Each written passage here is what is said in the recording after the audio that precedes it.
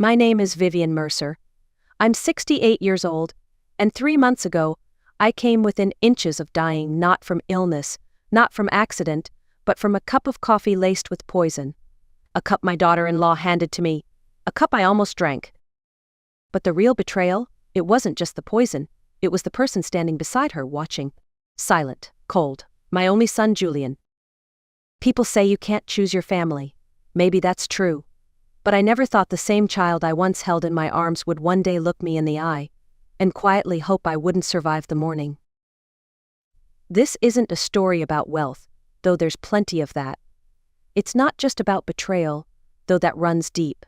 This is a story about survival, about instincts, about refusing to die quietly when the people closest to you decide you're worth more dead than alive. And if you're thinking this sounds like something out of a movie, I wish you were right. But everything I'm about to share happened, piece by painful piece. And it all began on a Tuesday morning, with a familiar sound in the driveway and a knock I'll never forget. I live alone on a 500-acre estate in rural Virginia. Ashwood. That's what my late husband Robert named it. The house sits on land rich with natural gas and rare earth minerals, inherited through generations of hard work and harder luck. We were never flashy people, but the fortune, it was real. And so were the vultures it attracted. The estate itself is quiet now. Grand, but empty. Since Robert passed 5 years ago, the silence has grown louder, and the weight of keeping the legacy alive has fallen entirely on my shoulders. 14 rooms, crystal chandeliers, hand-carved furniture, none of it matters when you're the last one walking the halls. For decades, I worked as a prosecutor. 25 years of looking criminals in the eye and listening for lies.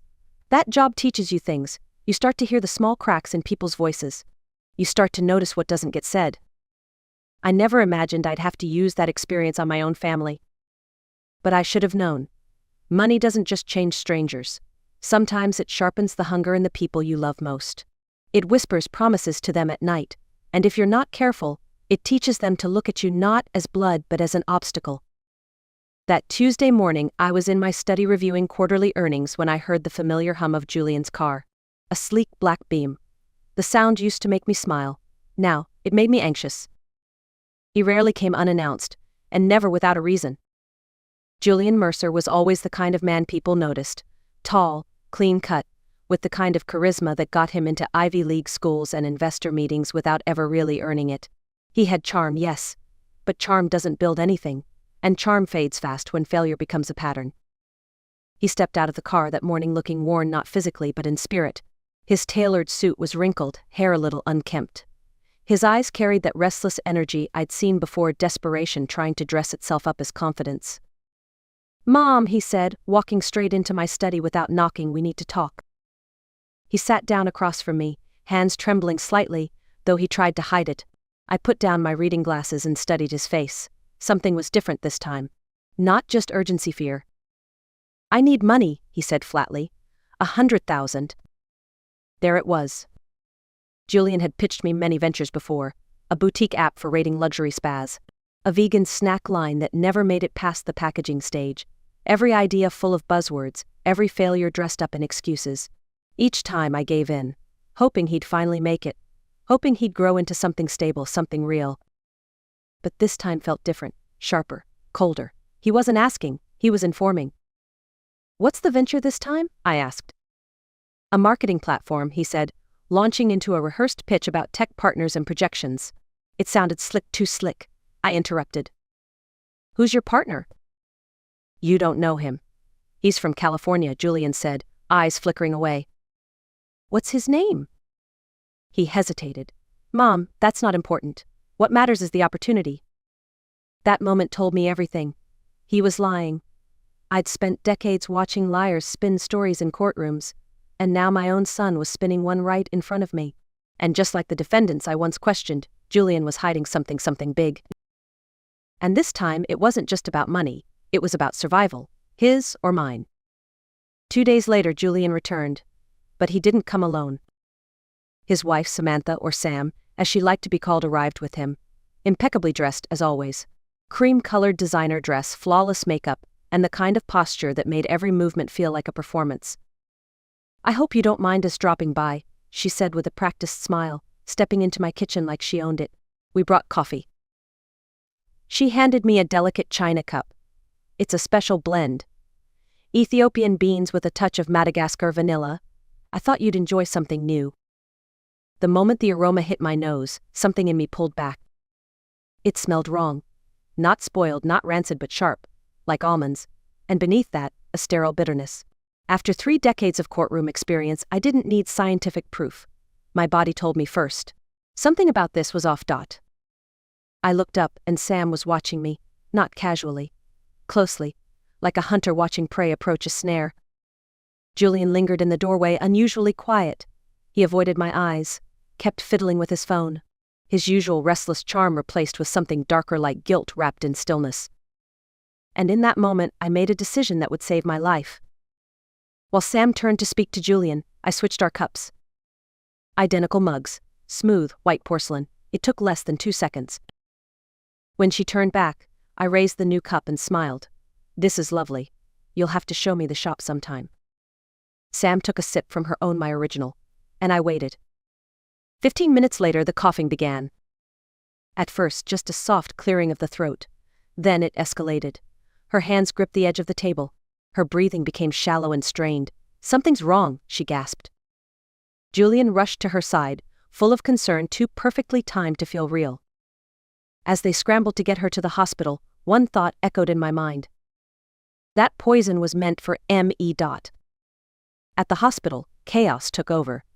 Sam was wheeled into the emergency room, her breathing shallow, her lips starting to pale.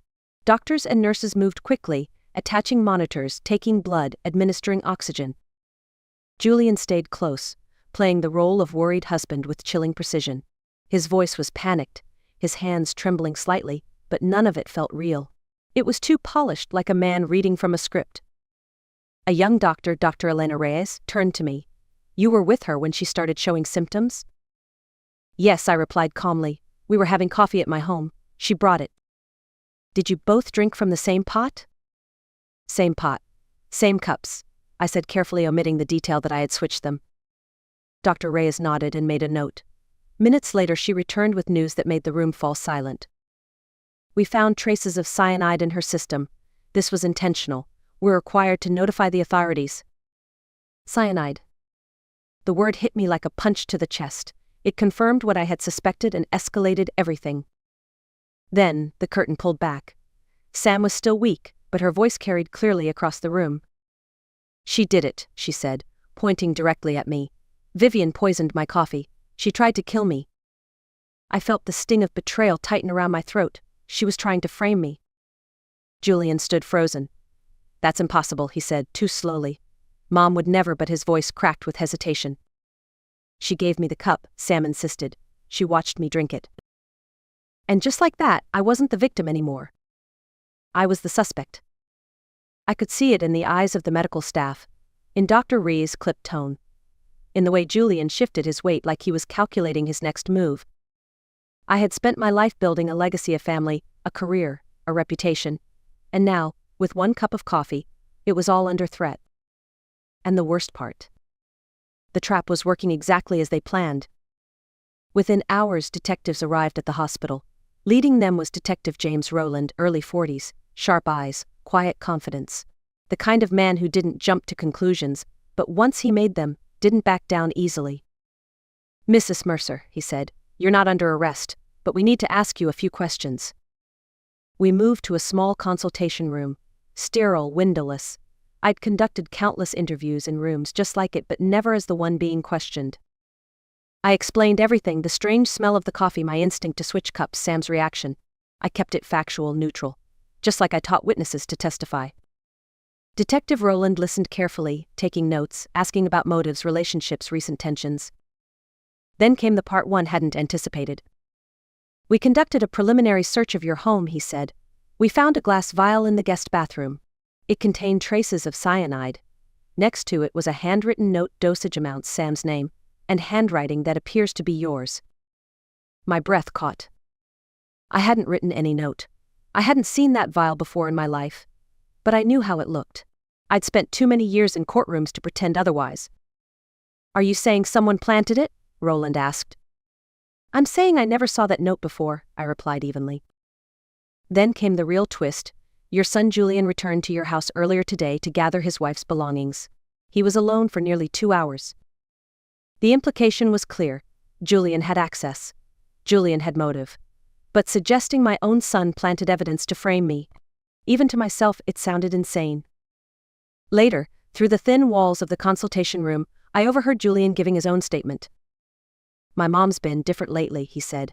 More paranoid, accusing people of things. She thinks everyone's after her money. The words cut deeper than I expected. She doesn't trust Sam. Thinks she's a gold digger. She's been talking about changing her will. Each word painted a picture. A wealthy, aging woman losing her grip. A controlling mother afraid of losing power. A jealous, unstable widow who maybe snapped. When Rowland came back into the room, his tone had shifted. Professional distance now replaced his earlier courtesy. Mrs. Mercer, we're going to need to examine your devices and your safe. We'll also need you to remain in town. I nodded. Calm on the outside, but inside I felt it. I was being erased, rewritten, and my own son was holding the pen. That night, I called the only person I trusted with my life, David McAllister. Former prosecutor, longtime friend, and one of the sharpest minds I've ever worked with. He listened without interrupting, just like he used to during case reviews decades ago. This isn't just an attempted murder, he said when I finished. It's a setup. A calculated, strategic takedown. He insisted I get legal defense immediately and connected me with Ethan Granger, a criminal defense attorney with the patience of a monk and the instincts of a hunter. Ethan arrived at my house the next morning, eyes already scanning for legal landmines. They're going to build a narrative, Ethan warned, that you're controlling, unstable, dangerous, but we have a chance if we get ahead of them. And so began the investigation, quiet, precise, ruthless. Within days, David uncovered what I'd feared. Julian was drowning in debt, over $300,000 to loan sharks, casinos, and off-the-book investors. The kind of people who don't send reminders, they send warnings. The money he asked for wasn't for a business, it was to stay alive. But the real breakthrough came when David looked deeper into Sam. Her real name, Melissa Duval. Her history, chilling? Multiple aliases. 3 states. A sealed case in Arizona involving the suspicious death of an elderly man, her husband, who had recently changed his will to name her sole beneficiary. She had vanished after that. Reinvented herself as Sam Carter, targeted Julian, married him within 6 months. She wasn't just manipulative, she was a professional predator, charming, cold, and utterly calculated. She's done this before, Ethan said grimly, but this time she overplayed her hand. It all made sense. Julian needed money. Melissa saw an opportunity. They would poison me, frame me for a botched attempt to kill her, and let the law and media do the rest. I'd be disgraced, maybe imprisoned, and when I was gone, whether by conviction or heartbreak, the inheritance would fall back into Julian's hands. They knew I had changed my will 3 months prior, redirecting most of my estate into a charitable foundation, but if I was declared mentally incompetent or involved in criminal acts that could be challenged. They weren't just trying to kill me. They were trying to erase me completely. But they made one mistake, they left me breathing. I had 2 options, hide and hope the system would save me, or fight the way I had for decades with strategy, patience, and precision. I chose to fight. Ethan, David, and I devised a plan. We would feed them a story, a small leak to the press, just enough to plant a seed of panic. The leak said I had evidence. Something solid. A document. A recording, maybe even a confession that could exonerate me and expose them both. The bait was irresistible. We circulated the rumor quietly. Through friends of friends, sympathetic reporters, and a few well-placed whispers on social media. Vivian Mercer has proof, they said. She's planning to turn it over in 48 hours. That was the hook. Then we waited. I stayed at Ashwood. I refused to leave. The FBI was informed and agreed to help, given Melissa Duval's interstate record and open federal investigations. They set up surveillance, tapped key entry points, and placed silent agents in nearby woods. I wore a wire. The hardest part wasn't the fear. It was pretending to be normal. Pretending I was vulnerable. Pretending I didn't know they were coming. 3 days later, they arrived. It was just past 2 a.m. when motion sensors picked up movement near the back patio. Julian came first, moving through the garden like he used to as a child. Except now he wasn't looking for frogs or fireflies. He was looking for a way in.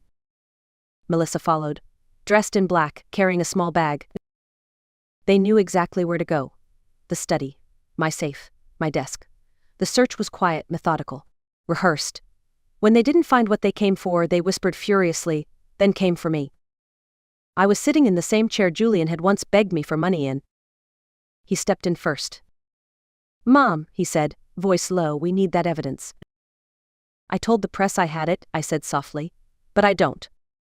Melissa raised a syringe. "Then we can't take any chances." And that's when the agents moved.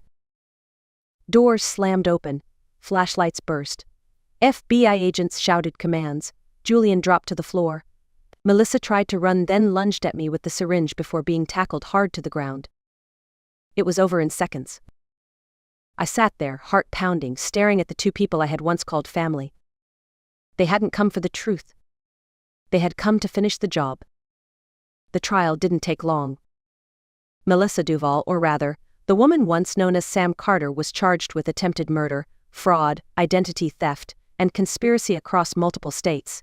Her fingerprints, her voice on the recording, and the cyanide in her bag painted a picture even the best defense couldn't distort.